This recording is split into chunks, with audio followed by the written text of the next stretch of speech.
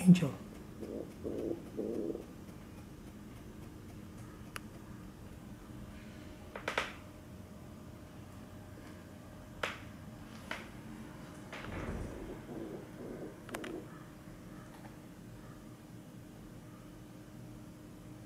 Makalakasan, huling nagyak uli.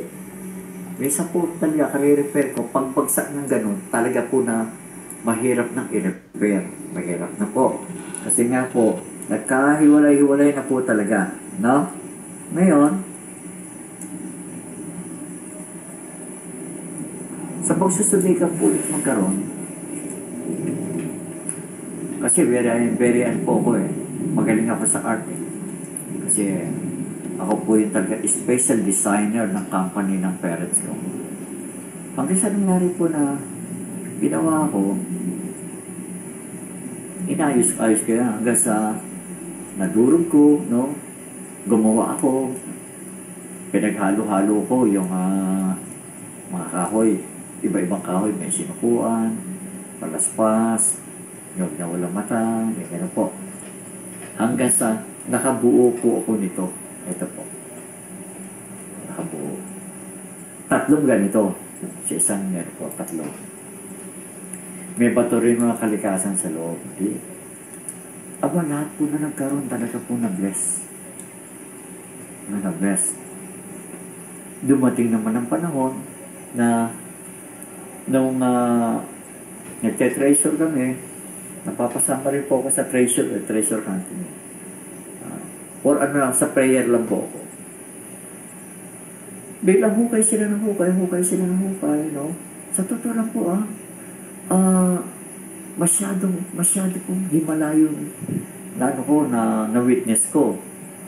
Ang lalim ng hukay, nakakuha sila ng isang,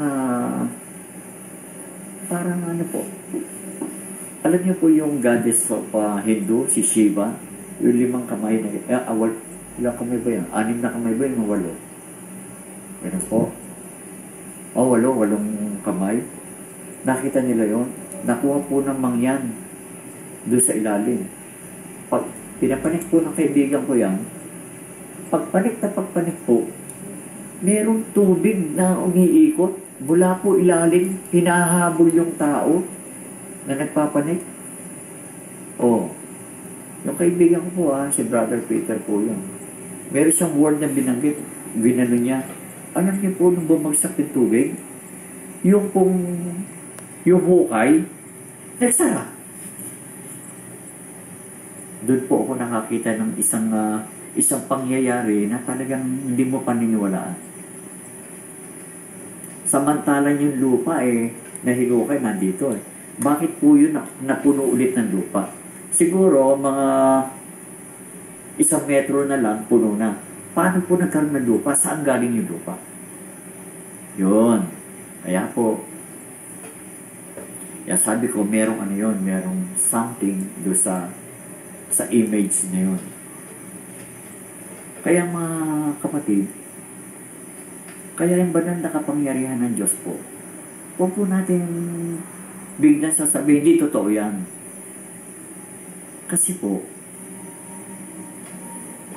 sandali lang po